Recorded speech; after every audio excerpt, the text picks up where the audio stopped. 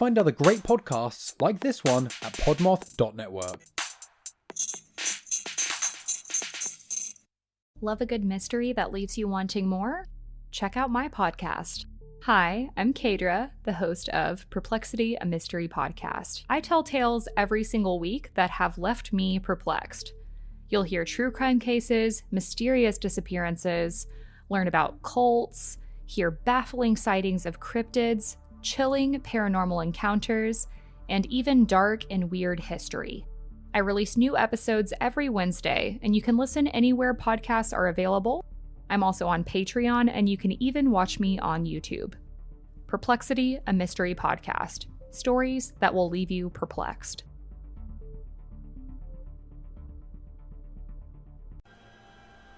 Are you tired of this reality? Us too. How about once a week you take a break and visit a different reality? In Jack Billings Presents Haunted Apartment Complex, we bring you a comedy podcast full of ghosts, werewolves, gentle vampires, and Frankenstein monstrosities made of 72 people stitched together. And somehow, that's not even the strange stuff. A proud member of the Podmoth Network. Every Tuesday, wherever you get your podcasts. There's nothing wrong with your audio. I've been a ghost this whole time. Shyamalan twist!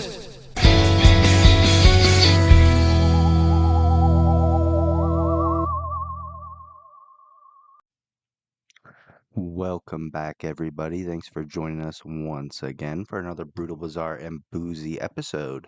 How are you today, Hi, Mom? friends. I'm good. How are you? I am good. What story do you have for us today? I have another brain story for us today. Brain story. Brain. Okay, I'm interested. It's very It's vague, not. but I think It's in a not good way. gross. Okay. It's actually something that we talked about. I think it was 2 episodes ago. I'm going to be talking about synesthesia. Oh, the Yeah. song to color or whatever. Yes. Yep. Okay. Yeah. Cool. How about you? What have you got for us? I'm going to be talking about Arlis Perry. Arlis Perry? I don't know that name. Yes. Interesting murder case. And to Cool. go with that, I have let me get it pulled up. Oh, sorry, everybody. Hang on. Okay, there we go. So I have the ice pick cocktail. Ice pick. To make the ice pick, you take 1.5 ounces of vodka, 1 teaspoon sugar. I use simple syrup though. 1/2 ounce of lemon juice and 1 cup of iced tea. Mix all of the ingredients together in a tall glass with ice and drink. Let's give it a try. I use extra syrup in mine. I used sugar. It wasn't enough. And then I dumped simple syrup in it because it wasn't sweet enough for me. Okay. Because I like my. What kind of tea did you use? I used the orange black tea that you gave me. I used plain old Lipton. Okay. Yeah. Let's give it a try.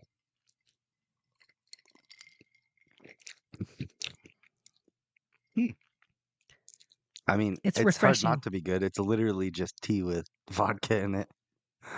I don't taste the I vodka usually use at honey all. in my tea, but yeah, I mean, I use the Platinum 7X, and you That's can't taste tasty. that shit just straight. Nope. So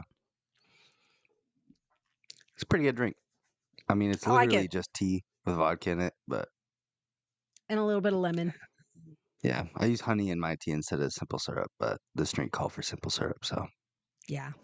And I just cold brewed. I didn't even make like tea. I just put a tea bag in a mason jar the day before. Oh, nice.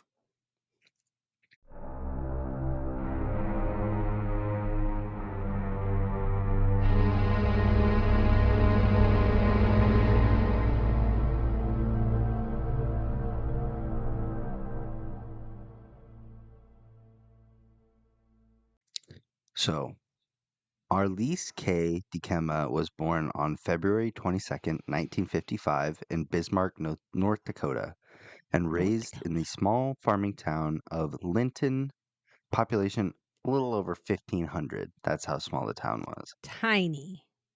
Yes. Tiny town. Okay. She was raised Christian, Midwestern values, and quiet community-based lifestyle. The daughter of a devout Lutheran parents, Lutheran parents, that's the right word. Arlis was described as sweet and thoughtful, the kind of person who went out of her way to make others feel loved and seen. Friends said she had rarely gotten angry, always found time for church, and held strong opinions about right and wrong. She attended Linton High School, where she was active in her church youth group and met her future husband, Bruce Perry, a high achieving cerebral student. Smart ChatGPT guy. called him fucked up. Cut this part out. Where she met her husband, Bruce Perry, a high achieving student, and the pair were opposites in some ways. Bruce was analytical and Arlis was emotional, but they connected over their love of music and their shared faith.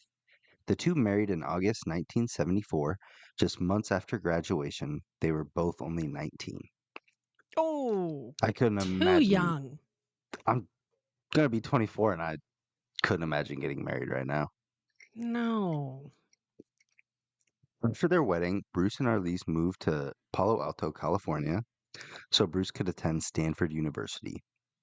Oh, super smart guy. Arlis, oh yeah. Arlis found a job as a receptionist at a local law firm and spent her free time exploring the campus, attending church, and writing letters to her friends back home.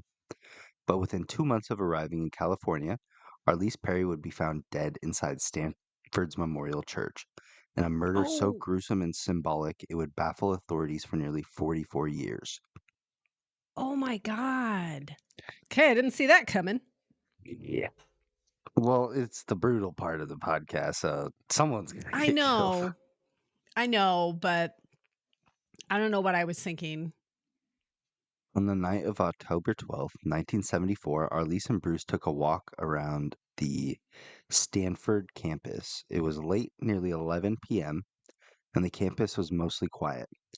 They reportedly heard I guess, like, witnesses saw them having a verbal argument, but not Okay. like anything serious. Uh, seemed like it was about car maintenance, and Bruce said Arlis decided to stop by Memorial Church and pray and clear her head. The church, located at the heart of Stanford's campus, is a massive, ornate building with vaulted ceilings and stained glass, open 24 hours of the day. Arlis entered the church around 11:30 p.m., while Bruce returned to their apartment. When she didn't come home by 3 a.m., he became worried and called campus security. Stephen Crawford, a security guard at Stanford, claimed to have checked the church around that time and found the doors locked.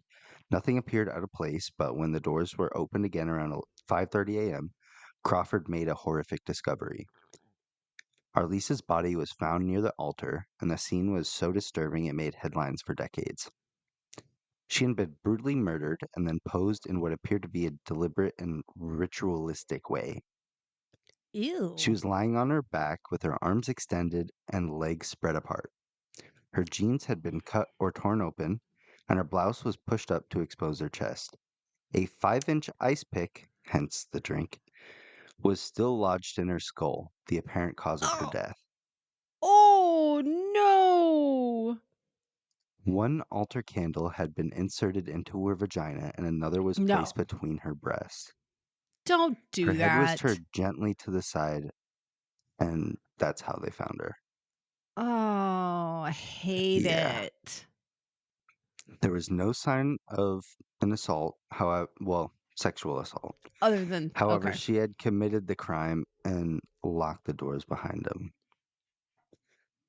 Police quickly sealed off the scene, and the symbolic nature of the posing and use of religious items sent shockwaves through the community. It wasn't just a murder, it looked like a message. Well, Initially, okay. investigator. I, I get that people would say that, but to me, and maybe it's just because I'm not a religious person.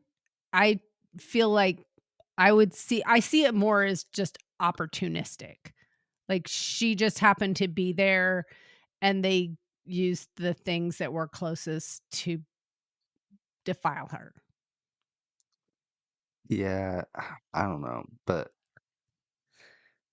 I don't know how I think it could go either way because it was like posing a body like that. Like, if you're just gonna use opportunistic, you probably wouldn't take the time to like put it in a pose. I'm just saying that I don't view it as like a religious thing. Yeah, I mean, yeah, I think you're The right. I don't posing think it was like intentionally a religious thing, but and I the think it was just use of like the they would have candles and posed things them like if they were in that. a parking lot or something like that. Yeah, I mean, they were that's like, okay, cool. Right there. There's a candle right there. yeah. I don't know. So initially, investigators looked closely at Bruce Perry, as spouses often are the first suspects, but he had an Of alibi and course. passed a polygraph, and his timeline lined up. No physical evidence tied him to the crime.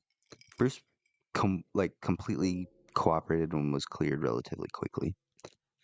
The That's good. attention then turned to other possible suspects, including Stephen Crawford, the security guard who discovered the body. He claimed he Okay. found the doors locked at 3 a.m. and again when he returned at 5:30, but investigators found this timeline vague and inconsistent.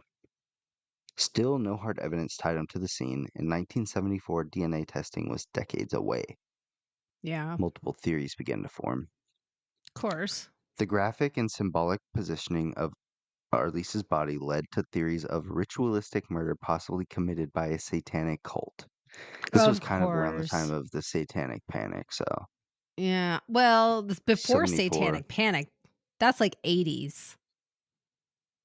Okay. Didn't you say it was Okay. 74? Yeah, 74. I think like the Was that Satanic I Panic thought that shit was was around in the the hippie 80s. time. 70s is kind of post hippie. 70s is disco era mostly. Oh, okay. I, I think it's I don't- before Satanic Panic. uh, so a couple of theories even tied her death to the Son of Sam case in New York. Okay. Serial killer David Berkowitz.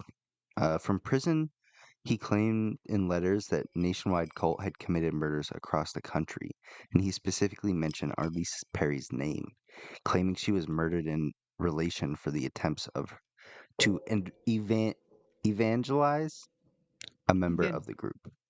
Ew. I don't like that. Yeah, but investigators found no solid link. But uh, the fact that he's mentioning her name, he could just be spouting bullshit, though. But Yeah. others believe the murder wasn't satanic, but rather psychosexual in nature. The idea that the killer may have had deep sexual resentment towards religious women and use a sacred place in church to act out his anger, extremely symbolic and violent way. Mm, Suspicion always okay. hovered over Stephen Crawford, though, the security guard, who was conveniently the last at the church and the first to discover the body. He was also reportedly familiar with the church to the point of being like there all the time because he's a security guard. They're open 24 hours a day, so Okay. probably goes there, kick out people if they're being annoying or Right. something. But Crawford had worked at Stanford in various roles since the early 60s, including as a police officer, but was fired from the police force under suspicious circumstances. Crawford's alibi didn't fully hold up either, and some investigators suspected that he may have locked the doors himself, stayed inside with Arlis, and committed the murder during his shift. Again, Oh, with I no don't like it. DNA evidence or eyewitnesses, there was no way to prove it, and the case eventually went Right. cold. Ugh. In 2018, nearly 44 years after the murder, modern forensic technology finally delivered investigators what they had hoped for.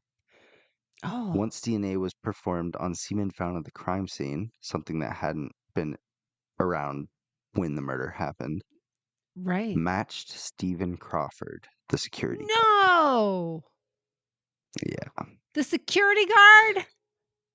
Yeah. When police went to arrest him at his apartment in California, he did something that both shocked and unexpected. He pulled a gun out and fatally shot himself as officers entered his apartment. Mm, holy crap. Yeah. I Inside the home, they found evidence tying him to the murder, and the DNA results left little to doubt. He was her killer. Whoa. Crazy story, huh? Wow. I have not heard that story. Where have I been? Have I been under a rock? Yeah, it's crazy, huh? Holy cow. That is wild. Just as soon as the cops come in, just shoot yourself. Jeez. Well, I mean, definitely makes me wonder, like, how many people are out there, how many criminals have done something, whether it's a murder or a really big crime. They did it decades ago and they're like, DNA didn't exist back then. And now they're just waiting for, Yeah, they have the evidence there. I mean, yeah, they're just who waiting knows for if the it's still shit to viable, but get yeah, caught. Wow. My pretty insane. goodness. Whoa. Well, you just threw me for a loop on that one. I was not expecting that. What Yeah. a jerk. Well, yeah, just you're guilty and you just pop yourself before the police can. It's also so many years later, like Yeah. you thought you got away and then all of a sudden you hear the squad car pull up or something, or you look out your Right. window and it's like, oh, my time's come. 45 years later, practically. Yeah, that's insane. That's, I just can't even imagine. Yeah, Wowza. interesting story. Okay. My goodness. Well, are we ready to hear about brain stuff?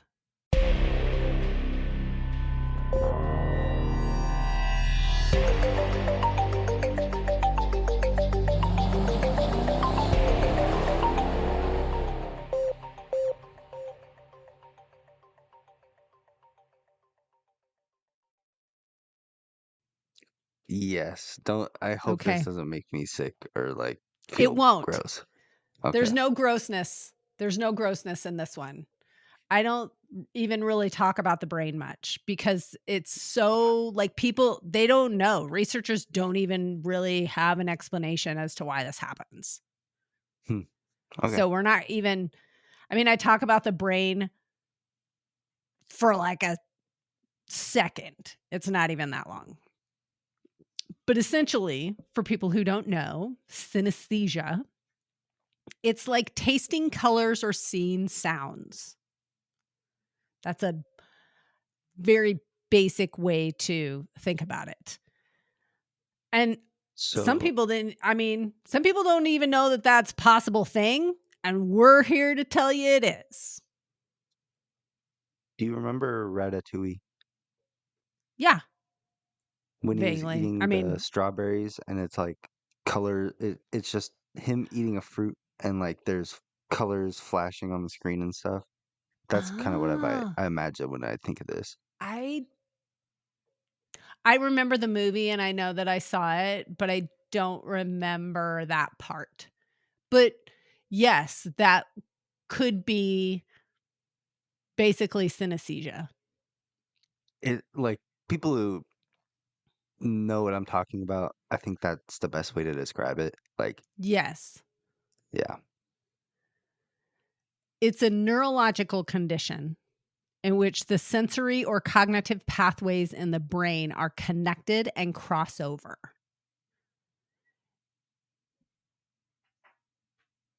That's the basic definition of it, but we're going to get into some specific examples. It is an unusual condition with an estimated amount of people that are affected by it, about 3 to 5%. They can't really say how many because some people that have it, they think don't even realize that it's an anomaly. And that's how they just survive. That's their day to day. Why would you think that that's weird? Until you hear that somebody else goes, I don't have that. And then you go, oh. Historically, the first I noted think you'd know. I mean, I love food, and if you're eating like, oh my gosh, this food is so green, or like, this true, this food is making me see red. if I you feel like I'd be, described it that way, yeah. yeah, I other mean, because people would, when you eat good but food with there's people, lots you're of like, different oh, this is kinds. so good, but oh, true. Yes, If it wasn't the food, okay, yeah, I see what you're saying now. right.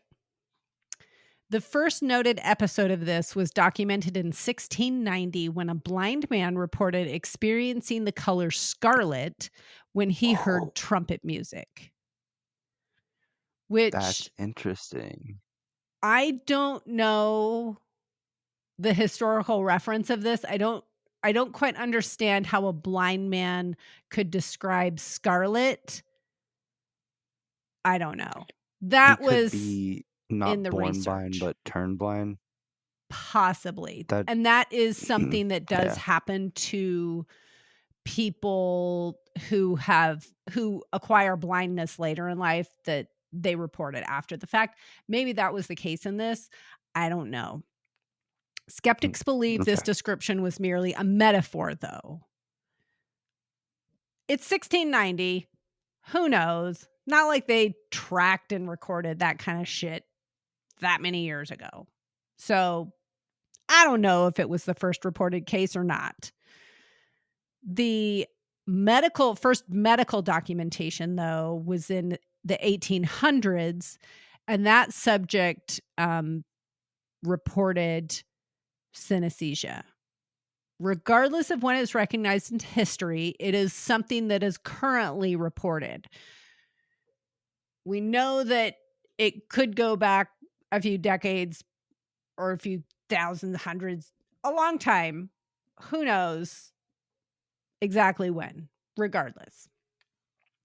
Basically, the brain is processing something in more than one sense. So the description is there's a primary effect, like smelling something or seeing something, that we normally experience as a sensory input. And it's just one thing, like hearing a sound and recognizing it as music. People with synesthesia also have a secondary effect, and it is the brain's crossing over into another sense that would not normally have been triggered by the primary input. So you hear a sound and you see a color. That's the I'm secondary so effect. jealous of that. It seems like it'd be so Same. cool. Like, Agreed. I'm sure there's Love probably it. downsides to it at some point, but like if you're driving and you listen to music and you can't see the green light because everything's green. Well, we're going to talk. That brings me to the next point, that some people are Okay. projectors and some people are associators. And the difference is that projector types are commonly known, and they experience things like seeing colors, forms, or shape when their ability is stimulated. Associators are different in that they describe feeling a strong and involuntary connection between the stimulus and the sensation triggers.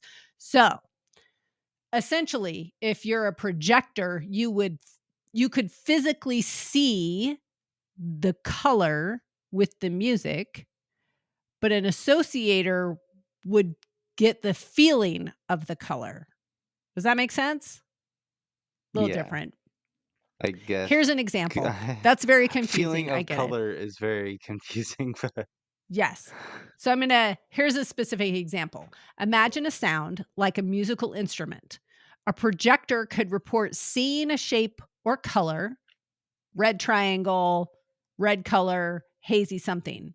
When hearing the instrument, say it's a trumpet, say it's a piano, whatever, you hear a piano and you see triangles in association. An associator would think the sound itself represents a color. So you hear a sound and you think the color red. You don't physically see it like an image projected in front of you. Okay. Those that report visual effects of synesthesia can experience it in different ways. For some, the brain translates the secondary effect into the visual pathways, so it appears to them as a true visible item, while others, it is like an internal screen in their mind.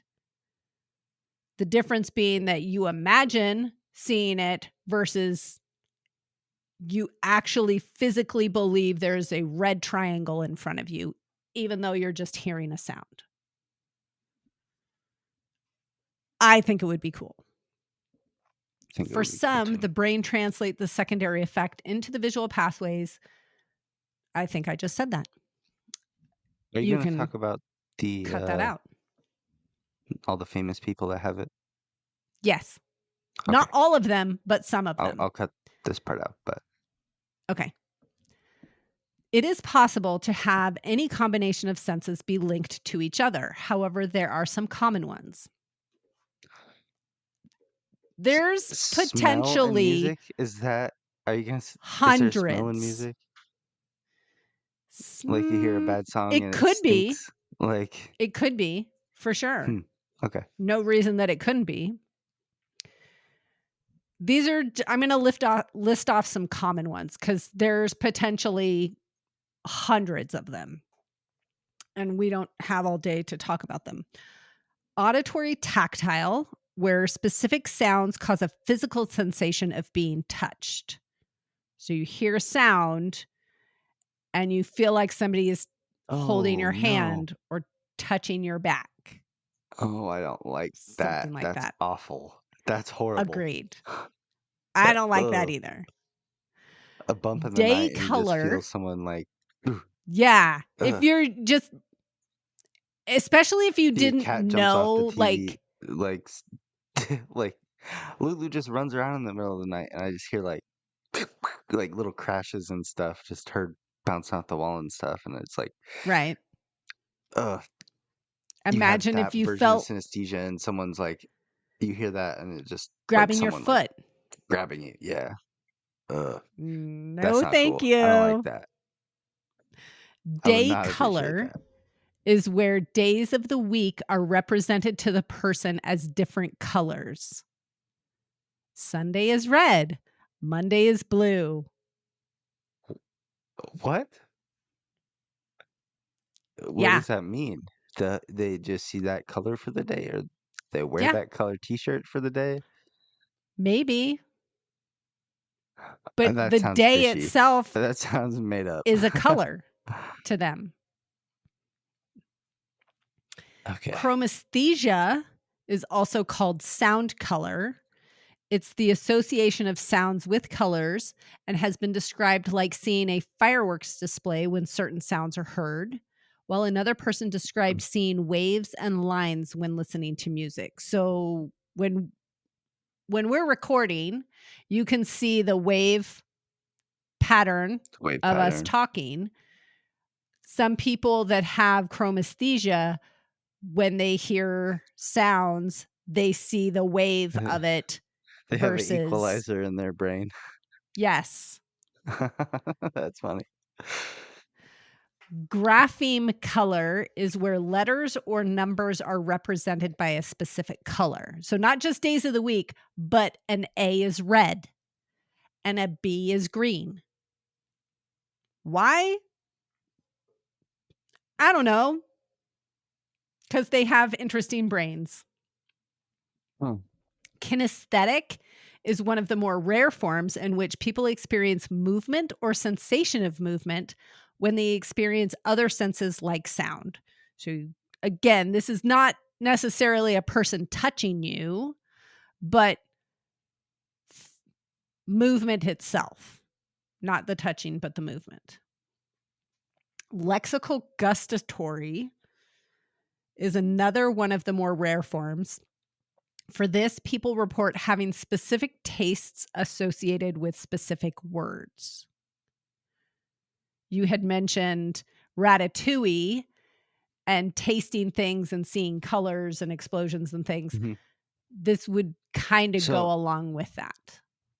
But so if they hear a word, they think of like someone says strawberry and they think of the taste of strawberry.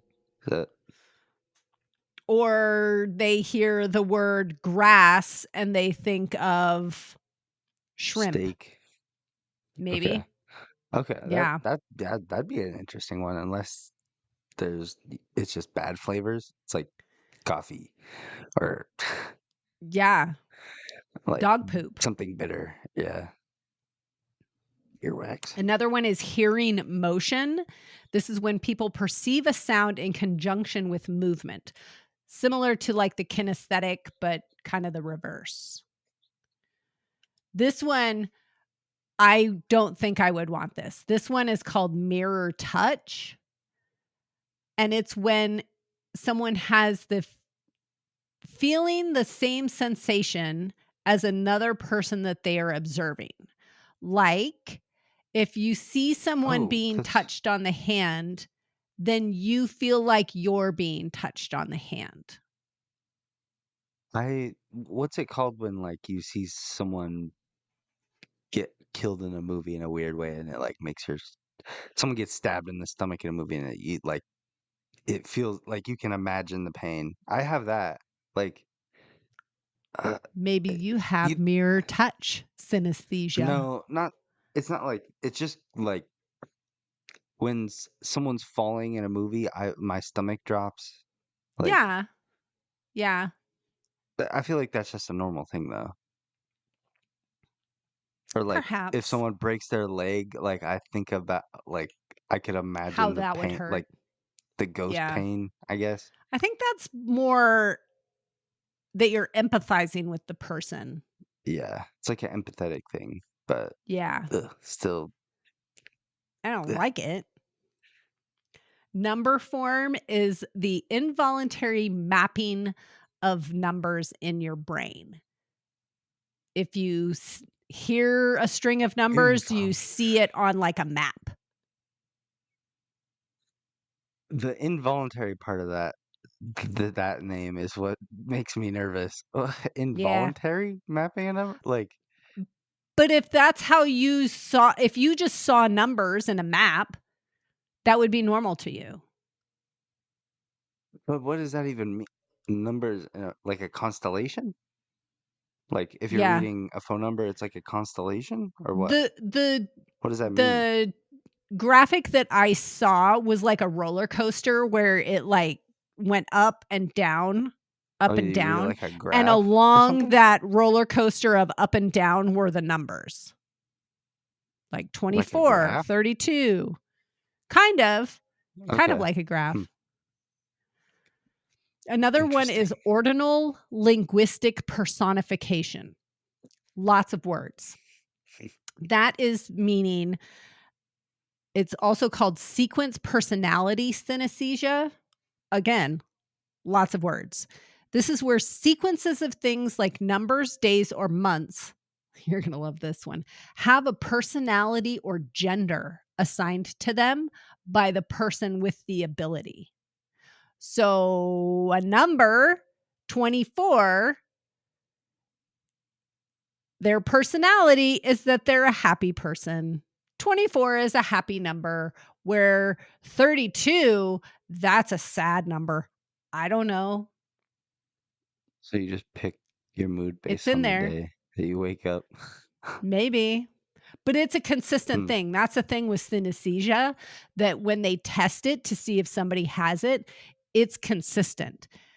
So one of the things that they do is test people that report this repeatedly to see if their ability in the first round of testing matches the third, fourth, fifth round of testing.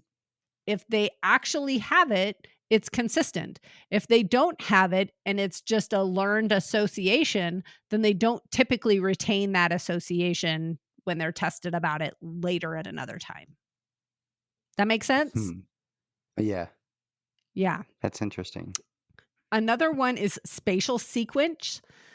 Essentially, people with this condition see time occurring around them, and they have the ability to recall things in great detail from their memory.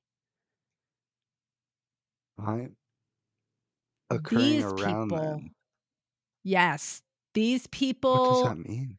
have like perfect memory of a day and a time and everything that happened because they physically see time happening all Like a around them. flashback in a movie I guess. or like a video I don't game? know. Huh. It's That sounds it's cool. wild. That sounds really The cool. last one I'm going to talk about, again, I this didn't is realize not there an was exhaustive like list. this many versions of it. There's potentially over 150 different types of synesthesia. These are like superpowers, it sounds like. For sure. Ticker tape synesthesia is when people mentally see words, sometimes as if it were typed or written on paper when they hear a word. You just have subtitles on everything. That would be so Yeah. cool. It I would be need really subtitles. convenient. Yeah, it would be really nice. Some people I can't understand. 'Cause I'm sure a lot of people can't understand exactly. me. I need subtitles Having subtitles sometimes. would be cool. Misophonia is another one. This one you might have heard of before, but not in this context. You and I have Is talked this the about chewing one? misophonia. Yes, this is the chewing one. Okay. Yeah. And we've heard about it in reference to having very sensitive hearing, especially irritating noises like someone chewing, like we just said. In the synesthesia world, it's in reference to having strong negative emotional connections to specific sounds. Not only is the chewing PTSD? irritating you, but it's making you angry or sad. It's like a PTSD response, sounds like. Yeah. You hear firework Some and you think researchers, gunshot, something like that. yes, but it's Okay. not. I mean, we're going to talk about sometimes it's an acquired thing. Some researchers think that the person's hearing is normal, but they live in a heightened sense of emotion. It's not that the chewing is, you're not picking up on it necessarily, is because you can hear birds outside or you can hear very small sounds. You have normal hearing.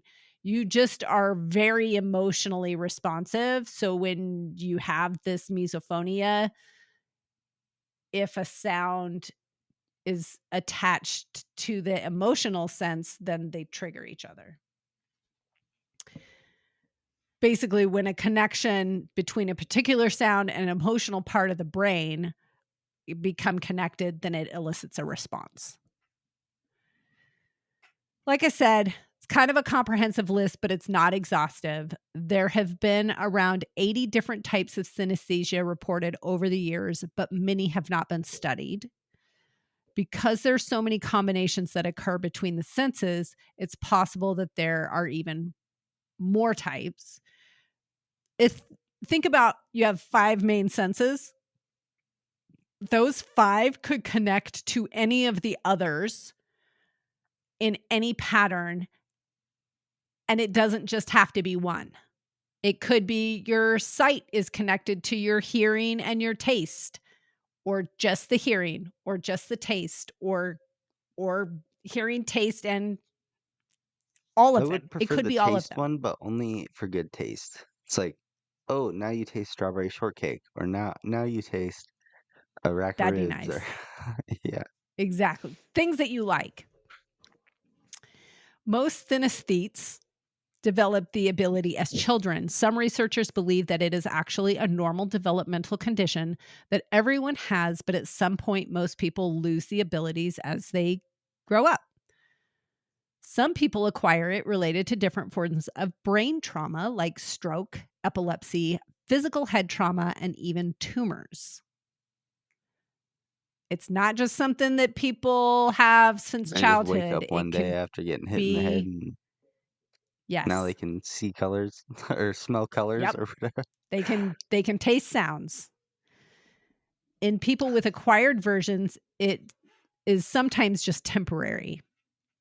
Researchers have also found that it can occur during meditation, sensory deprivation, and even psychedelic drug use.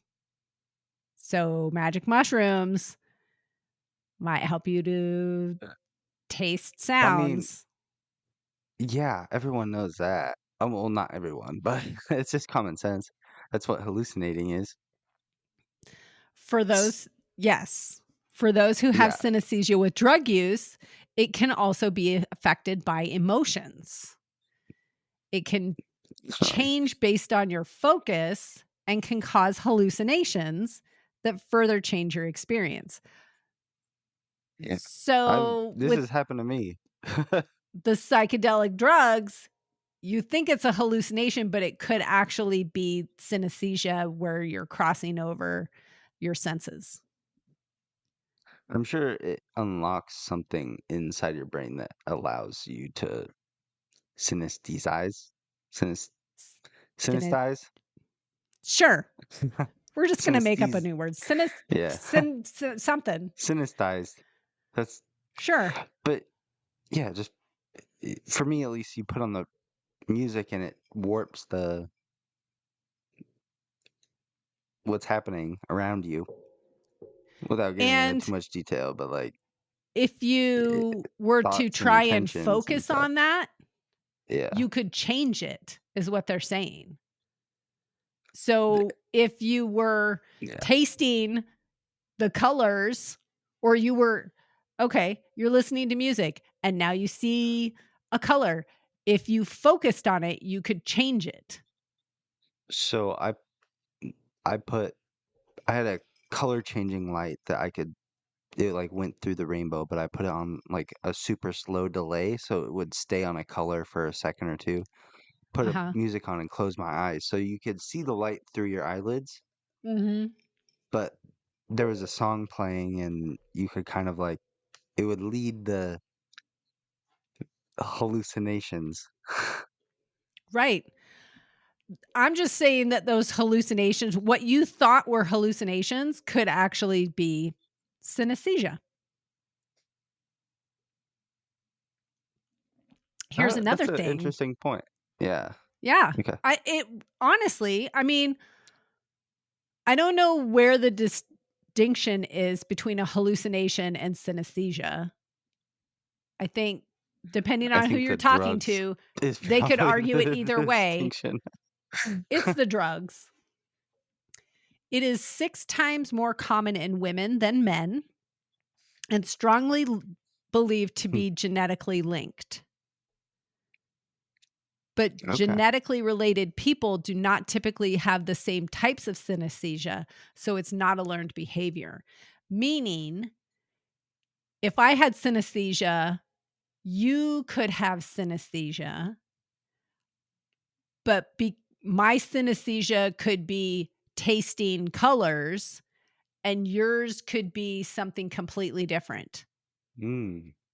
That's interesting.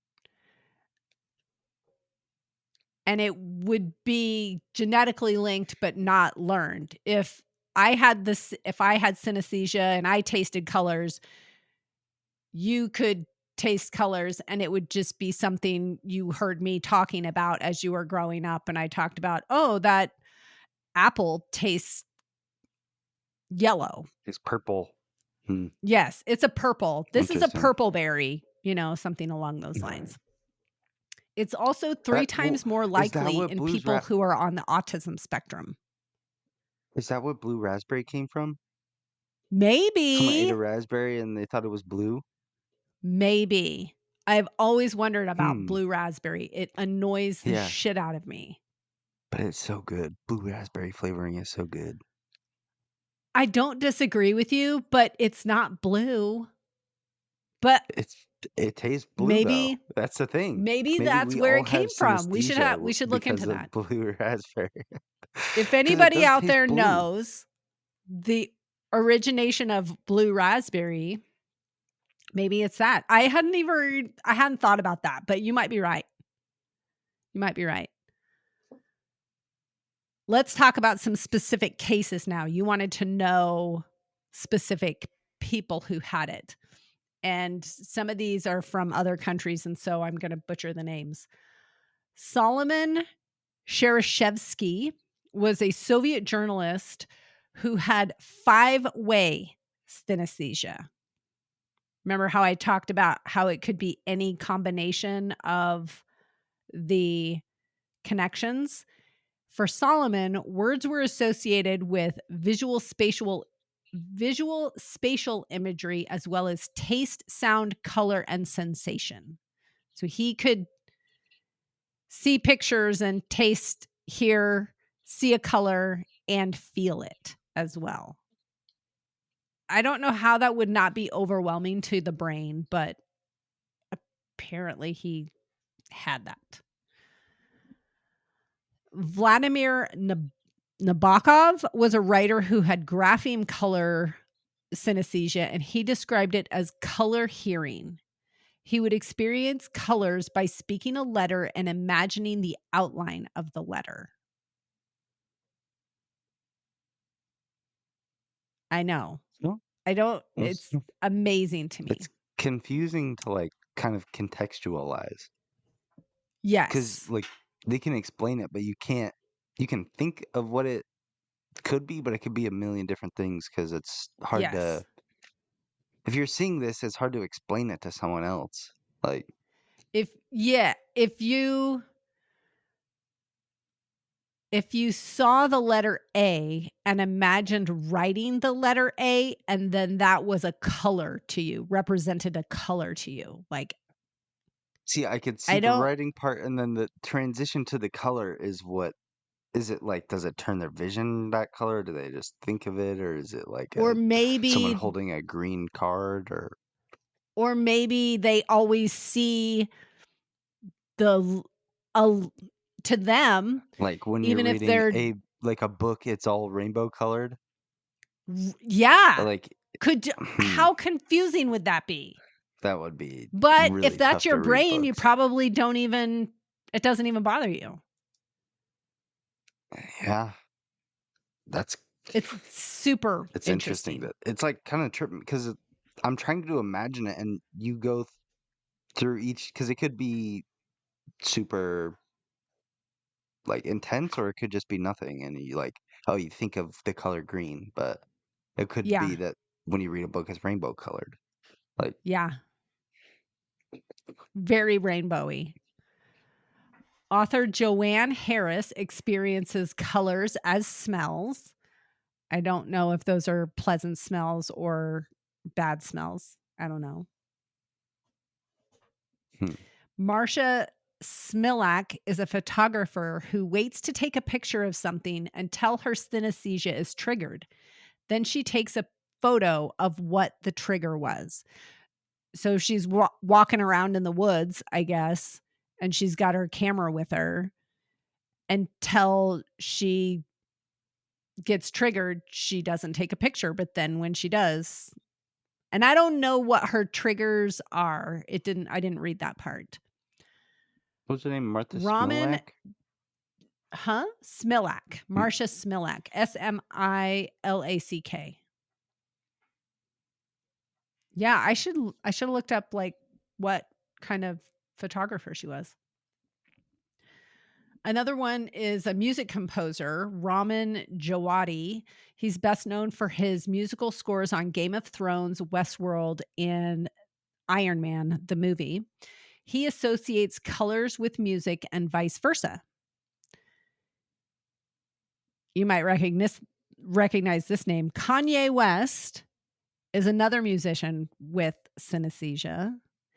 And he describes having the ability to see sounds and says that the music he makes is a way of painting. I wonder what his new songs make him see. Like, yeah. And there's actually quite a few musicians with the condition.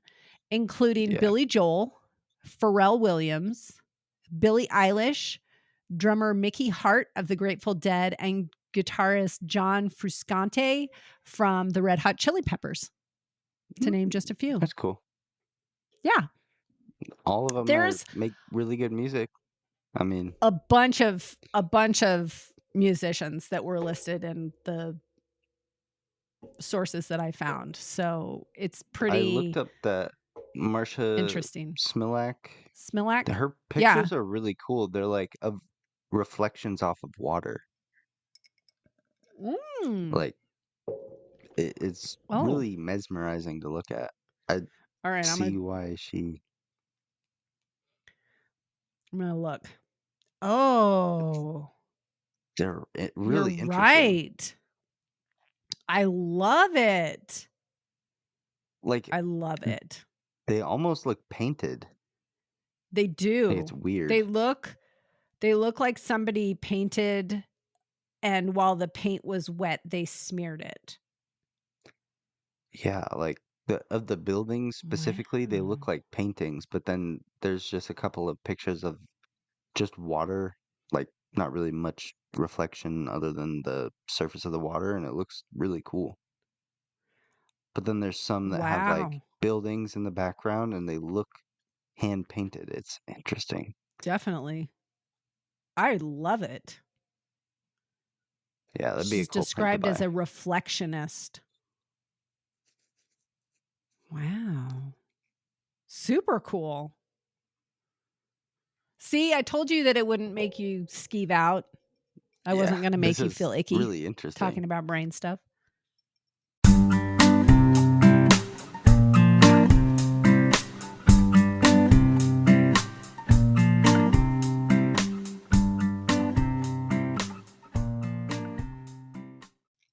Do you have a Look like chaser for painting. us? Yes, my chaser is another audio drama. This one is Station 151. And it's like a sci-fi mystery thriller type thing. It's Oh, kind of like AI taking over, like it's kind of the theme of it. It's I pretty don't like it. interesting, but it's I'm not going to say it's a slow build, but the second season is really weird. Like Okay. it's really interesting. I enjoy it a lot, but there's parts of it that I'm like, oh, this is kind of corny a little bit. There's a corny aspect, but I don't it's like a really the good listen. concept of AI taking over. I'm just going to say that. I don't like it. Yeah, listening to this, it's like kind of scary because they use like basically a Neuralink, and the AI Oh, has control over it and can put you to no, sleep. And yeah, I'm out. it's Nope. You're not putting anything it's in my brain. Not doing it's it. like a horror type deal too. It's really good listen. I like the horror audio dramas though Yeah. because they're more interesting usually. But yeah, it's a good listen The if you guys like those thought of audio anybody dramas. having control of my brain? No, I'm out. Nope. And I don't. I want to explain what it's really about, but I don't want to give any spoilers. Give it away. That's Okay. like I explained as much as I could without revealing anything past episode 2. Like it gets Okay. really Okay. interesting. Wow. Yeah. Nice. I'll have to check it out. What's your chaser, Mom? My chaser is a book series recommendation, and it ties into synesthesia. The author is Dee Black, and it's the Thomas Austin book series. I think there's like 12 or something in there. I think I've read 3 of them so far. But the main character, Thomas Austin, is a retired police officer, and he has synesthesia. So when he experiences an emotion, he gets a taste.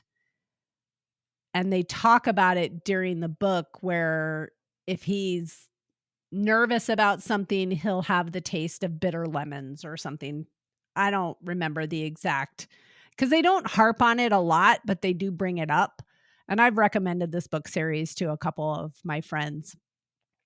And it's just an interesting little part that comes up in the story occasionally, and it's kind of interesting. So I recommend it. It's a good little read. It's like I have who a done it audio book kind of. because I do like audiobooks because it's kind of boring to listen to podcasts for Yeah, I 8 hours. don't know if there's audio versions of it or not. I'd have to go look it up. Because I listen to so much stuff, it's nice to just listen to an audiobook sometimes. And like Agreed. on a Agreed. podcast episode I want to do, just listen to an audiobook version of it And it's while I'm kind of working, nice so I can. because you get to listen to it for a little longer. When you're listening to podcasts, it's over in a half hour to an hour. Yeah, And then you're like, ugh, now I that's still why I have like the 7 hours to audio work. dramas because you like Yeah. some of them are 1 to 2 seasons, and that they're 30 minutes long, and it's 6 episodes. It's 3 hours that Right. I'm listening to kind of like a story progress. Yeah. That's why I like those. Like I've finished that one in a day and a half, 2 days, the one I just talked about, Mhm. but that's perfect amount of time because listening to audio for probably 10 hours a day because of driving to work, coming back, Right. and And at work cooking or and doing chores or whatever, just listening to right. stuff. So, Yeah, it's nice to break it up a little all right. while.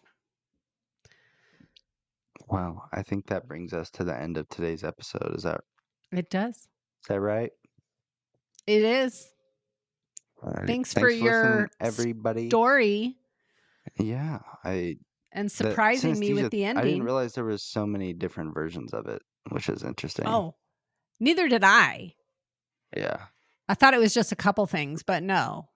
I thought it was It's just the color potentially and food hundreds. and taste Yeah, and stuff like that. But all I'd be right, on thanks board for with that. listening, everybody. Love you, Mom. Love you, bud. Bye. Hey, friends. Thank you for supporting our podcast. Please share our show with your brutal and bizarre friends. Give us a boozy follow on your favorite podcast platform. If you're feeling extra generous, we'd appreciate a 5-star rating or review as well. But maybe do that sober so all the letters are in the right place. You can find all our contact information in the show notes. We love hearing from you, and if you're interested in helping us stock the bar for our future boozy episodes, you can find our Patreon link in the show notes as well.